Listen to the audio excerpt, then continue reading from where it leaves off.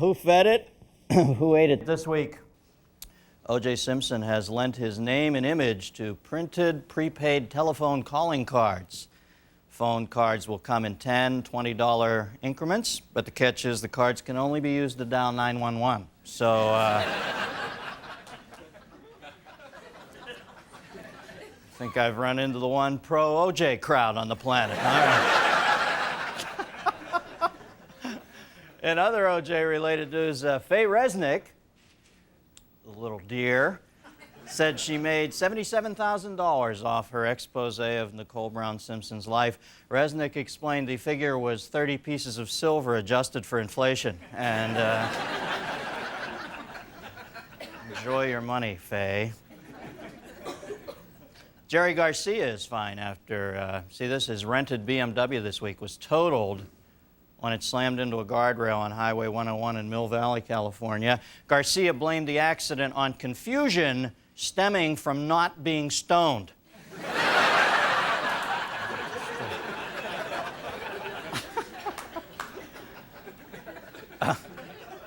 Here's a great one. The Florida man who tried to kill 9 puppies by burying them may face felony animal abuse charges. That could mean some prison time, where burying the puppy means something completely different. Hey! Yeah! Thank you for bordering on a little pro-sodomy applause there. It's funny how jail time's synonymous with sodomy now, isn't it? You know, it'd just make it that, you know. Well, you have to go in and be fucked in the ass 8 times. And, you want to get it all out of the way at a big party on the first day? That's your prerogative.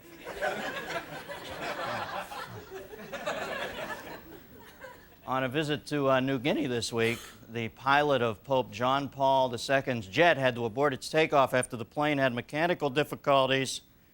Takes a lot of balls to abort anything with a Pope on board, huh?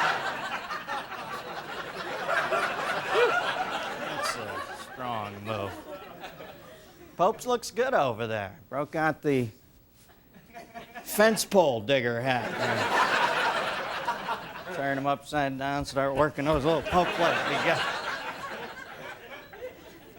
While visiting the Philippines, the Pope presided over what he believes to be one of the largest masses ever held, but despite the attendance of 6.4 million Catholics, the collection plate yielded only $39. So,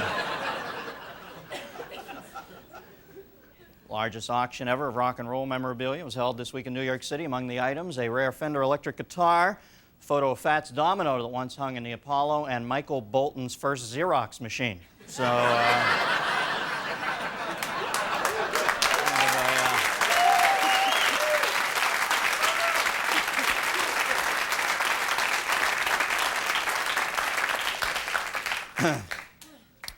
The Sundance Film Festival opened yesterday in Utah amidst criticism that women are not sufficiently represented. Robert Redford, the founder of the festival, said much of the criticism is true, and he will change the disparity next year when he introduces a category for pornography. And tough to find a joke into this subject. Come on, Hollywood has always been screwed up with its take on women. Look at the movie Pretty Woman. Talk about a man's view of prostitution. You tooled down Hollywood Boulevard 2 a.m. some Saturday night, try to find a Julia Roberts look-alike. I don't want to get off on a rant here, but Hollywood is a mean little town, and I'll grant you it has to be unbelievably grating for women to lay back on the casting couch and look up at a glass ceiling. Still, everybody has to eat shit in this town. It's just that some people get to write it off. You know, Hollywood does what it does for financial reasons alone. If Hitler walked into this town and said, I figured out how to do Die Hard in a hot air balloon, he'd have a 3-picture deal before you could say Carrot Top, all right? The liberalism of this town thrives only in living room fundraisers and other overexpensive wines at Morton's and Spago. Watch enough television, see enough movies, and you'll realize that people in Hollywood will say or do anything to make a buck. They will decry the lack of women's roles in the same breath as they greenlight Tootsie, Mrs. Doubtfire, and The Crying Game. Hollywood has always been a contradictory compost heap of rationalizations. The whole business of entertainment is a Janus mask hanging on an outhouse door. One face pious, liberal humanitarian, devoted to good causes and politically relevant art. The other face an avaricious Philistine willing to dress his own mother in spandex if it'll help the ratings. So if Hollywood will do anything for money, why then would they exclude women? In fact, do they exclude women? Or do they just not include them enough to satisfy women? I mean, think about it. How hard is it to find women in Hollywood? Name 5 great male actors. Easy to do. Name 5 women. Just as easy, isn't it? Holly Hunter, Meryl Streep, Sharon Stone, the woman in The Last Seduction, and Tracy Lords.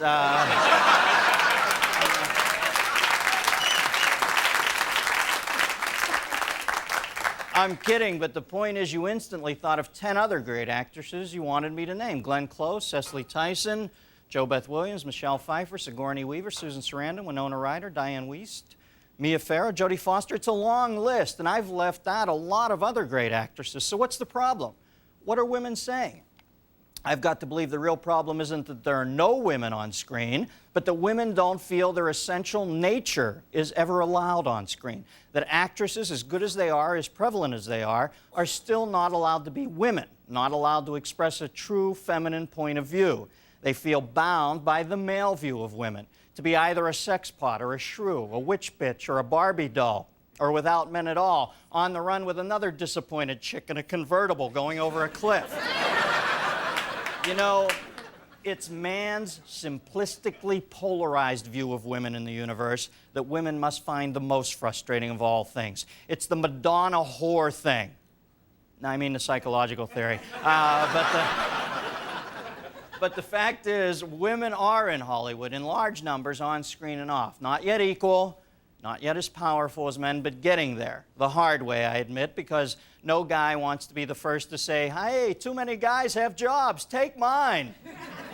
But women will get there, and when they do, they'll make a movie that is about women as women see women, and women will release it into theaters, and the odds dictate that women will lose money on it, and finally, women producers, in order to keep their jobs, will be the ones making sexist movies about adult sex pots and shrews and Mortal Kombats with bullies and bastards. I look forward to that, and you know why? Because when women are free to be the ones who make shitty decisions and give the go-ahead to make vapid films with plot lines you can see through like Use Neutrogena, then, and only then, will true equality between the sexes have been achieved.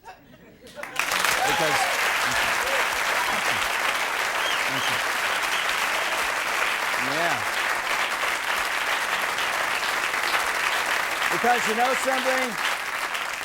Because I think at the end of the day, when all is said and done, the biggest single key to the issue of women in Hollywood is... Just shut up. Just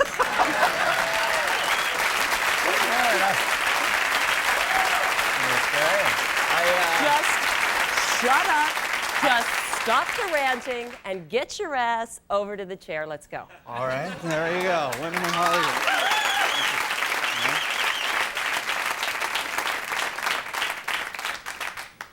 You sit right there. My director, Paul Verhoeven, has lit that seat especially for you. Well then. I'm sorry. How you doing? You look great. Great. So do you. Well, thank you. Thank you. Now, Cute Andy likes girls. This is news. well, Look at me, I'm Shocked. 41, I turn into an asshole. All right. It now let me- happens to some men much sooner. Now look Usually how crowded at my house, but you know. Look at this. Look how crowded it is. We've never had this nice. big a crowd here. Now, obviously, you've become a big star in our culture. It would be tough for you to say, really, that sexism has affected you, but I guess early on it must have been, was it a tough fight for you? I think that sexism affected me long enough that I understood that it was necessary to apply sexism intelligently towards making my career come together. Yeah, you manipulate it, you think? A little, yeah. Yeah. But I feel like at a certain point, if people are saying you have to be this, you have to be this, you have to be this, instead of saying I won't be that, I won't be that, it's better to say, well, I could be something that looked kind of like that, and then I could get over there, and then I could move over here, and it's been very surprisingly successful. Yeah. Yeah. Well, let me ask you this. Now, a lot of the heat you had in that first movie, and I thought you were great in Basic Instinct. I remember meeting you then and telling you, I number thought, 18 first movie. well, but still, I mean, your first where you Yeah, first exploded. hit.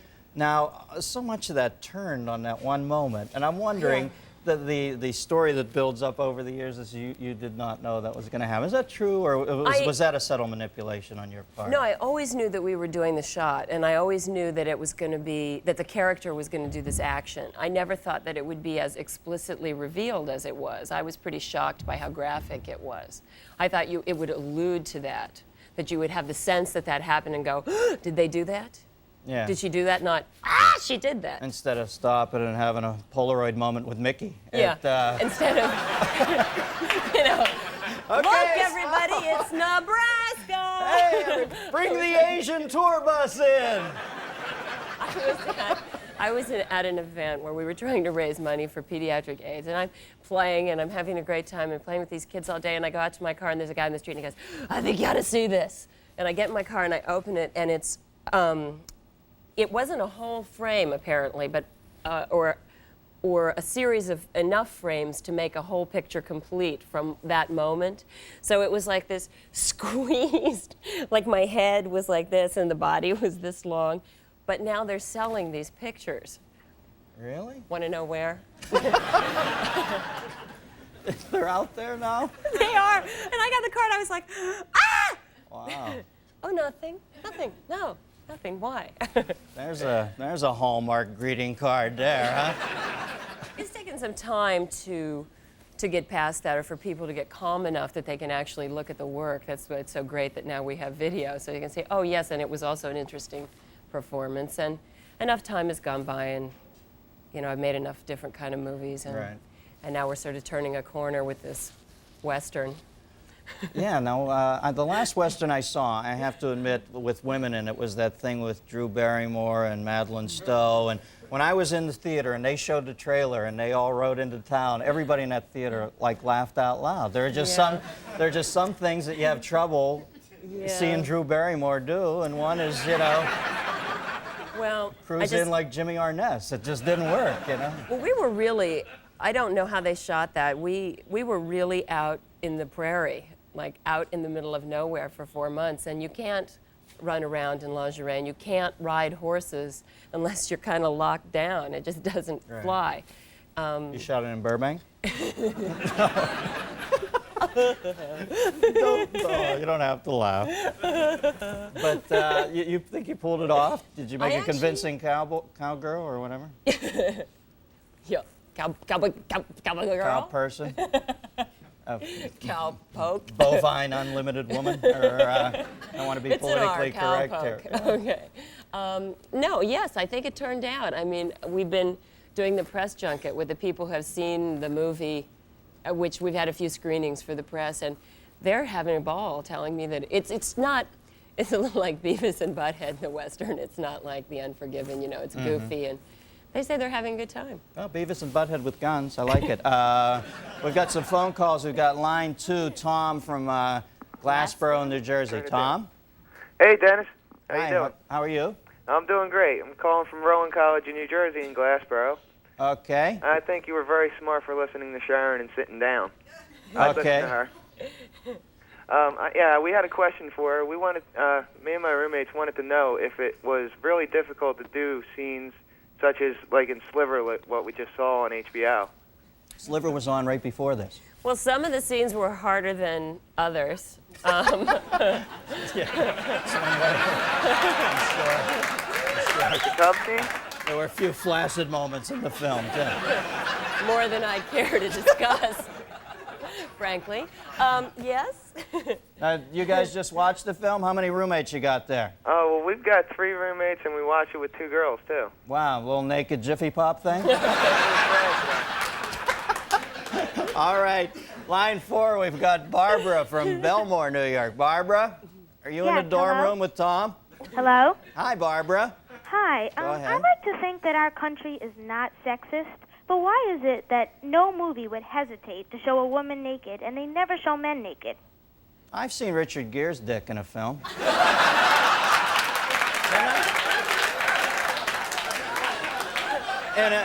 In American Gigolo, they had that levelor, you know, he's throwing socks and shirts and his big gear were hanging out there.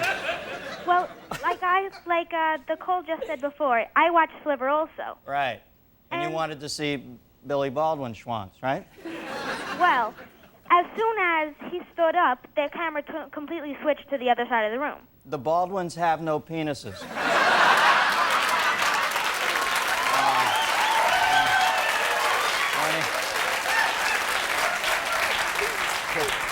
When he married Kim, Alec, she made him get rid of it because she said he was being disrespectful to snakes. So, she's a big animal rights person. So, that's the key thing about the Baldwins. No penises. All right, line 3, we've got Matthew from Wichita, Kansas. Matthew? Hello. Hi, Matt. How you doing? You have a penis, don't you? And would you like to show it on television? Yeah. All right, Matt, Yeah, what's you your would, question? Sharon, do you feel that you enjoy toying with men's emotions in your movies? Oh, yeah, sometimes I do. But I think when we make a movie, I think the biggest compliment that you can give to the actor that you're working with is to really challenge them, to stay on them. And I know that when I work with someone like Michael Douglas or someone like Gene Hackman, who just is relentless. Gene's in the Western? It's so much better. And I think that any kind of, an actor that I might be working with who really loves what he does appreciates it when I kind of challenge him and stay on him. Well, I'll tell you one thing where you're really smart is I think you play the glamour card. There's so many times I see, you know, Juliette Lewis look like she just got beamed on from the Klingon ship and that, you know. And you know, I mean, even Julia Roberts seems to be a little disdainful now. And I you know, at some point, this is a magic factory, and they want to see glamorous people. And I mean, look how you turn out for, for my show. We're going to talk politics. I think it's a smart move on your part. Well, it's fun. It's if you think about, you get to be a movie star, and you get to create this fantasy world. First of all, that's every little girl's dream. Right. Why not have the dream you want? And maybe Juliette Lewis's dream was not that. I mean, I think she's brilliantly, brilliantly talented, and maybe if I was that talented, I wouldn't wear big pink skirts. I don't know. And one great thing about having power as a woman in show business is you get to do causes. And I see things that you do for a thing called Planet Hope. It's your own cause, right? Yeah. And I'd like to take the last minute It's we my have and sister's. talk about that a little because it looks like such a... Whenever I see you, you look Having radiant fun. tonight, but you definitely look more radiant when I see you with those Oh, children. it's incredible.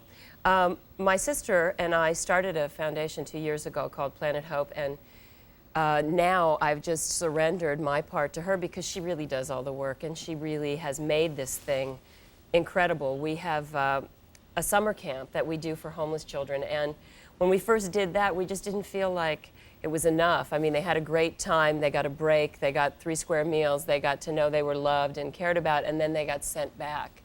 And we didn't feel like we could live with that. And so Kelly has been working really vigorously to create a situation that is now not just for the kids, but this year we did a camp that was for Planet Hope homeless children and their moms. So the kids came and were in one part of the camp, the moms came and were another part, and they got a break from each other and the pressures of that. The mothers got some rehabilitative kind of professional counseling. We had dental care and medical care for everybody, and then we started trying to find placement for all of the families that came to the camp, and we've adopted them. I adopted a family, and this wonderful woman, came and started to work for Planet Hope, and now they've got permanent housing in Santa Monica, and the kids are in a regular school, and it's unbelievable. I mean, you can. I know, in a world where I see so many Planet Hollywood openings, it's nice to hear of another planet making a dent, because I'm getting sick of seeing that scene all the time. I mean, if we each collectively, as each of us and one family did it, took one person and helped them get out of the shelter system or off the street and get a job, it would be over. 10,000 kids in LA would be off the street. Well, listen, I have to do this news, but when I had my talk show, you were my biggest champion. I always have fond memories of you, because when I got canceled, you sent me such a nice, thoughtful letter. I think you're a good woman. That's nice to see you again. Let me blow through this. Sharon Stone, folks.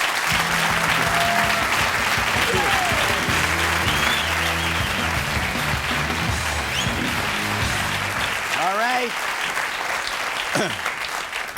We got to whip through this. Okay, time to check out the big screen. President Clinton flew to Rio Lindo, California for an Archway Frosty this week. Afterwards, he visited with some flood victims.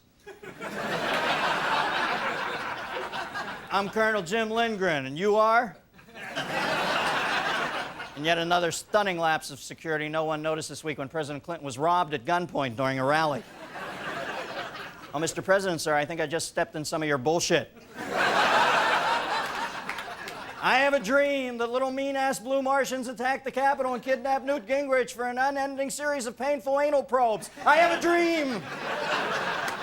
Here we see Presidential Advisor George Stephanopoulos taking a quick nap before meeting with incoming members of Congress. God, I miss the power. Here we see kids in Virginia frolicking in mud left over from the Ollie North Senate campaign. Here we see the new Republican Congress with their heads up each other's ass this week.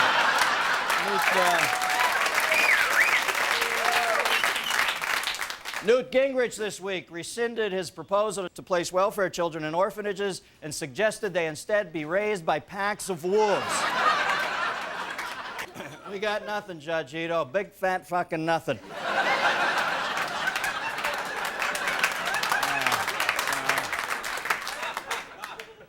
Sorry, my son's here. Don't say that word, Holden. You can bet your ass I paid for that power book.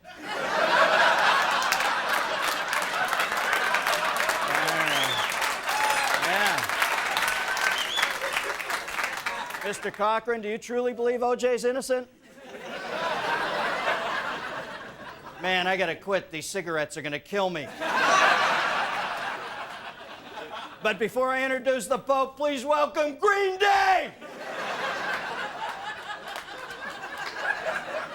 Oh, let's see, 5 million people, 1 out of 10 buys the book, 500,000 copies right there. Good night, Mother Teresa, wherever you are. Oh, must I live a life replete with despair and melancholy, existing only in a vain attempt to live up to adults' unrealistic expectations, ending only in incontrovertible failure? Ah, fuck it, let's eat some paste. Arnold Palmer took time out from his busy golf schedule this week to help execute a man in Virginia.